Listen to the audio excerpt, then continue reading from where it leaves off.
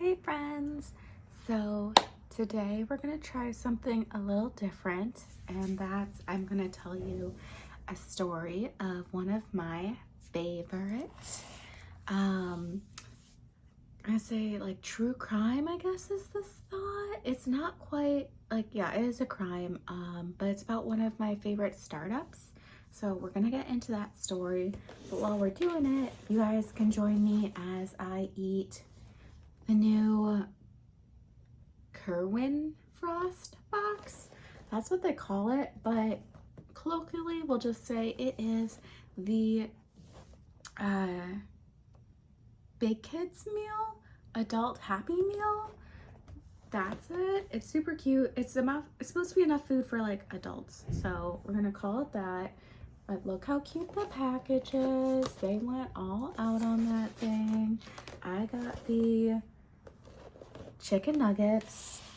So yeah, we're gonna get into it. If you like this, please let me know in the comments. If you don't, I guess, you know, leave that in the comments too. See how that goes, and we're gonna get into it. Oh, so cute.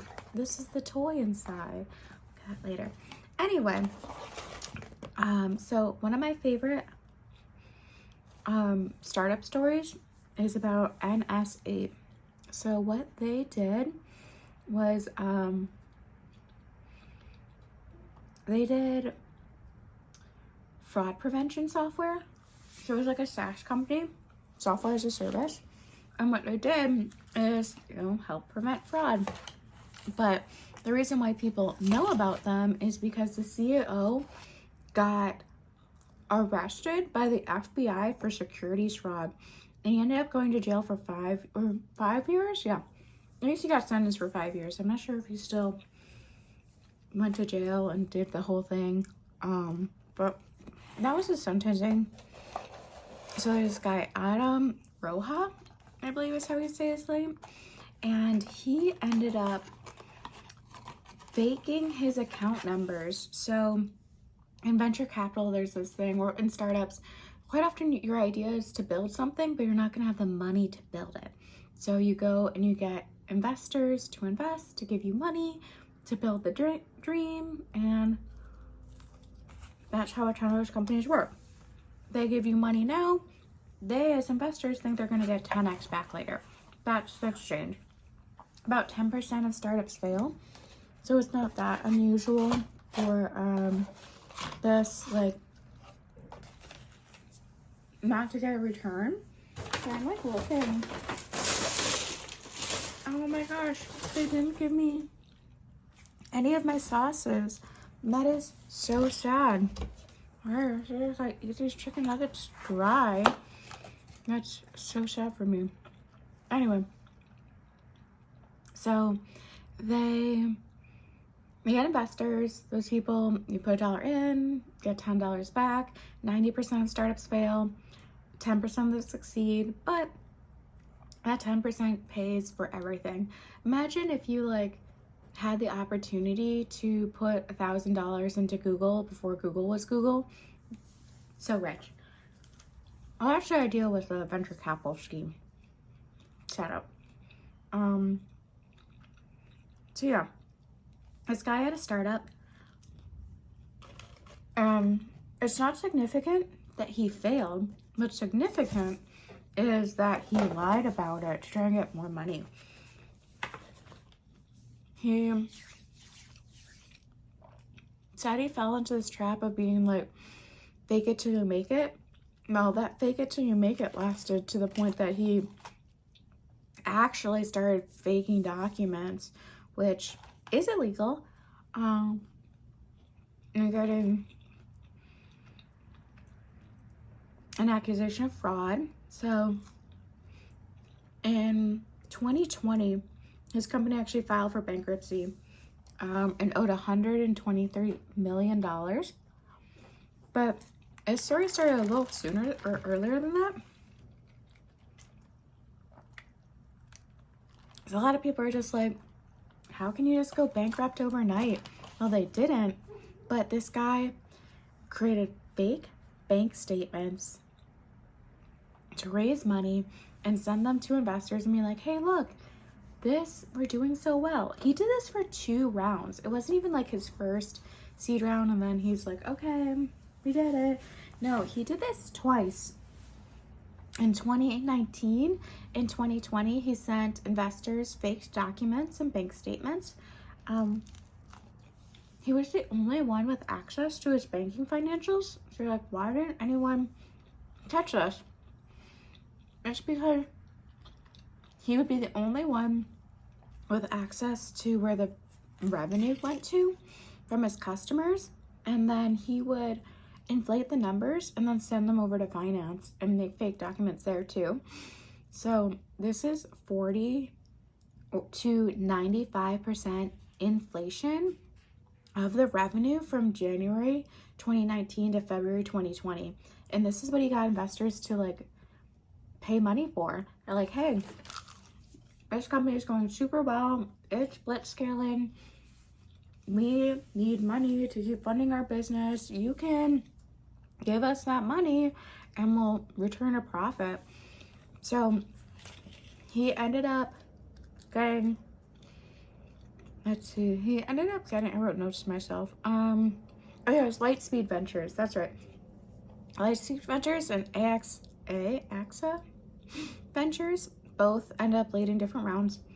And AXA Ventures actually like, it's not countersue, but like claimed that they wanted 40.1 million back, as that's what they had invested.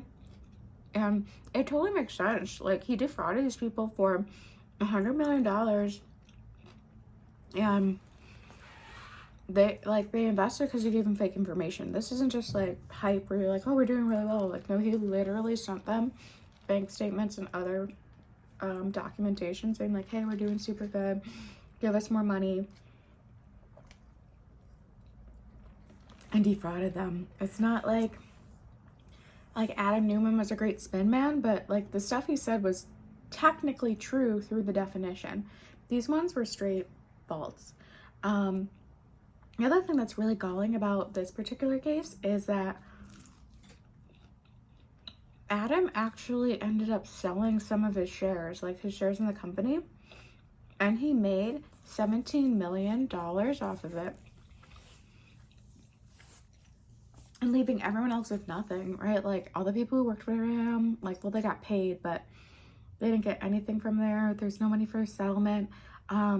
This is through a tender offer. So basically, when a company isn't public, you have to, not just anyone can buy it, but you can still sell shares on the like market privately, directly to people. So he ended up buying like a house in the Dominican Republic, bunch of luxury stuff, despite knowing that his company is going down. He's like faking these stats. He's really like showing off to people. He's trying to be a unicorn, which, if you're not familiar, a unicorn is a term for, it's actually got a slight like technical definition for startups, in that it's a company with $1 billion valuation. Which means basically if you're like, or got up early enough in that company, you're going to be rich. If you're a founder of $1 billion company, even if you own less than 1% of it, you're still going to have a ton of money afterwards. What's 1% of $1 billion? So he was trying to fake it, being a unicorn, got caught, because people were like starting to go, where's the return? Where's the investment? He even faked people on the customer role and say like, we have this customer. Like, people are starting to like be confused. And they're like, there's no way they're doing as good as they're saying. There must be something wrong. Or I think most people are just presuming they're like wrong terms or definitions or some sort of smoke and mirrors rather than straight up lying. But that's what he ended up doing. And in the end, he went to jail for 5 years. This is the thing that always be careful about with venture capital stuff. Is like, sure, there's a certain amount of like grand stories where some tech person lied about something. We all know there's this story about like Steve Jobs and how he like made claims about Mac that was like ahead of its technology. But in the end, it got delivered on. there's a difference between that kind of like smoke and mirrors to actual securities fraud. So that's something just to be careful with and think about. Like, these people do get caught and they do go to jail. And honestly, I think a little bit just has to do with like when you're stealing, when you're the rich stealing from the rich kind of moment, there's usually a lot more repercussions, which like I feel like sounds a little dark, but it's kind of true. Like, if you're a lot of people who like make, it's not bad investments, people who lie to venture capitalists, quite often there's something that ends up happening to them.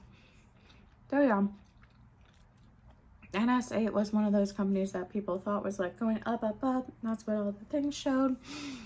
In a matter of like a couple of years, so like 2019, the funding round, to like bankrupt in 2020, they were not good at managing their money. Yeah, that's right, Mittens. They're gonna go to jail for it. Never be able to work in the industry again. So yeah, let me know if you want to hear more about some of these stories and do some chit chat. See my cat, hang out, and I'll tell you all have a good night. Bye.